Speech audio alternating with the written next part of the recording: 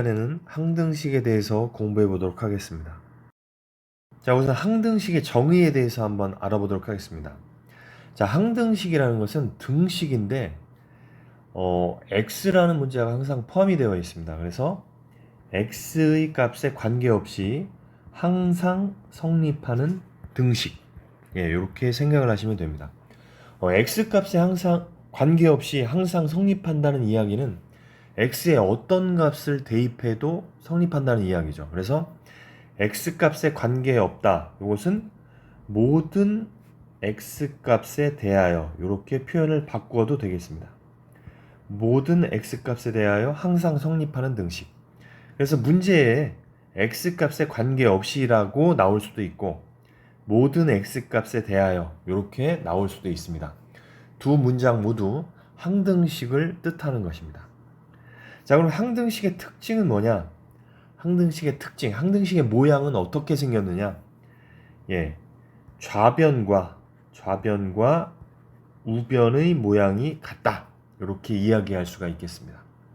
자, 무슨 이야기냐면 예를 들어서 자, x 이꼴 x라고 쓰면 자, 좌변과 우변의 모양이 같죠. 그러면은 x에 어떤 값을 대입하든 이 등식은 성립하지 않겠습니까? 왜냐하면 좌변과 우변이 똑같이 생겼으니까. 근데 이제 우리가 요 x라고 쓰지 않고 뭐 2x-x는 x 이렇게 쓸 수도 있겠죠. 2x에서 x를 빼면 x니까. 자, 요것도 이제 위에 식을 갖다가 변형을 이렇게 할 수가 있는데 요것도 이제 항등식이 되는 거죠. 어떤 x에다가 어떤 수를 대입해도 성립하게 되는 것이죠. 자, 만약에 1번에 ax 플러스 b는 cx 플러스 d 이게 항등식이다. 그러면은 좌변과 우변이 똑같이 생겨야 되니까 a와 c는 같을 수밖에 없고 당연히 상수항인 b와 d도 같을 수밖에 없다. 이렇게 문제를 해결할 수가 있습니다. 그럼 만약에 2번처럼 생긴 항등식은 어떻게 풀 것이냐? ax 플러스 b는 0이다. 이것이 항등식이라면 a 값과 b 값을 구할 수 있겠느냐? 구할 수가 있습니다. 자, 그러면 0을 갖다가 우리가 ax 플러스 b의 형태로 고친다면 0 곱하기 x 더하기 0 이렇게 고칠 수가 있습니다. 따라서 a는 0이 되어야 되는 것이고 b도 0이 되어야 되는 것입니다. 자, 정리해보면 항등식이라는 것은 좌변과 우변의 모양이 똑같이 생겨야지만 항등식이 되는 것인데 자, 1번과 같은 모형일 때는 그 1차항의 개수끼리 같아야 되니까 a는 c, 상수항도 같아야 되니까 b는 d 이렇게 쓸 수가 있고요.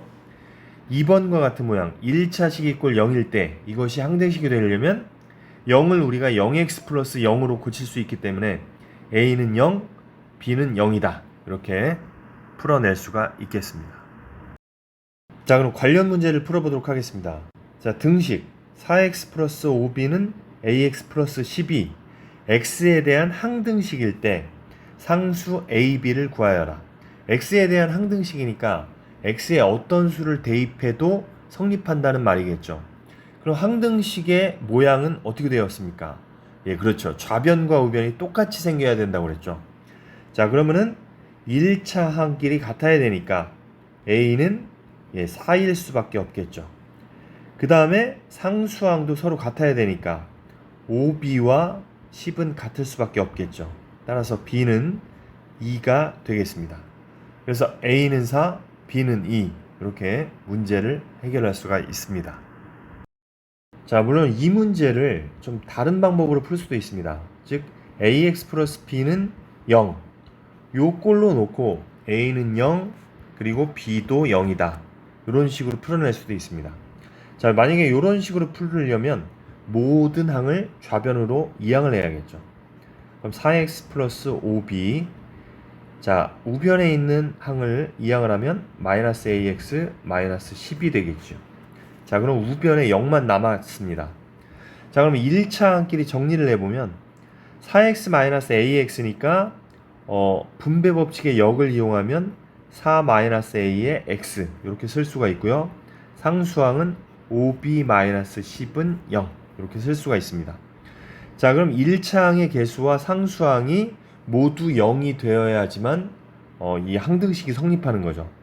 따라서 4-a는 0이 되니까 a는 0이 될 수밖에 a는 4가 될 수밖에 없겠죠. a는 마찬가지로 상수항도 역시 0이 되어야 되니까 5b는 10이 될 수밖에 없고 b는 2가 될 수밖에 없습니다. 따라서 좌변과 우변의 모양을 이렇게 비교해서 풀 수도 있고 좌변으로 모두 이항을 해서 상수항과 1차항의 개수가 0이다를 이용해서 풀 수도 있습니다. 자, 두 번째 문제입니다. 등식 4 곱하기 x-2는 마이너스 x 플러스 ax 플러스 b가 모든 x에 대하여 항상 참일 때 상수 a, b를 구하시오. 자, 모든 x에 대하여 항상 참이라는 것이 x에 대한 항등식이다. 그것과 같은 뜻이라는 것이죠. 자, 그러면은 좌변을 한번 전개를 해보면 자, 4x-8 괄호를 풀면 4x-8이 되겠죠. 자, 우변은 자, x가 1차항이 두 개가 있습니다. 그래서 분배 법칙의 역을 이용해서 자, 요게 ax-x니까 분배 법칙의 역을 이용하면 a-1의 x 이렇게 x로 묶어낼 수가 있고요. b 이렇게 쓸 수가 있겠죠. 자, 이렇게 놓고 보니까 좌변과 우변의 모양이 똑같아야지 항등식이라고 했습니다. 따라서 x의 개수가 서로 같아야겠죠. 따라서 a-1은 4가 되는 것이고 a는 5가 되겠습니다. 자, 마찬가지로 상수항끼리 같아야 되니까 b는 마이너스 8이 되겠습니다. 따라서 a는 5, b는 마이너스 8 이렇게 문제를 해결할 수가 있습니다. 자, 역시 다음 문제 항등식에 관한 문제입니다. 등식 3 곱하기 2x-1은 마이너스 ax 플러스 bx 마이너스 b가 x 값에 관계없이 항상 성립할 때 a와 b의 값을 구하시오. 자, 요것도 일단 좌변을 전개를 하면 6x-3이 되겠죠. 이 괄호를 풀어내면 자, 우변도 역시 마이너스 ax 플러스 bx 1차항이 두 개니까 분배 법칙의 역을 이용해서 x로 묶어버리면 마이너스 a 플러스 b의 x 마이너스 b 이렇게 되겠죠. 자, 그러면은 좌변과 우변을 비교해 봤을 때 1차항의 개수 마이너스 a 플러스 b와 6이 일단 같아야겠죠. 자, 그런데 미지수가 여기 a와 b 두 개가 있기 때문에 구할 수가 없습니다. 자, 그런데 상수항끼리 역시 같아야 되니까 마이너스 3과 마이너스 b가 같아야겠죠. 따라서 b는 3이 되겠죠. 자, b가 3이라는 걸 알았기 때문에 여기다가 대입을 해보면 마이너스 a 더하기 3은 6이 되겠죠. 그럼 a에 대한 1차 방정식이니까 3을 이항하면 6 마이너스 3이 돼서 마이너스 a는 3이 될 겁니다. 자, 양변에 마이너스 2를 곱하면 a는 마이너스 3이 되겠죠. 따라서 a는 마이너스 3, b는 3이라는 정답을 얻을 수가 있겠습니다.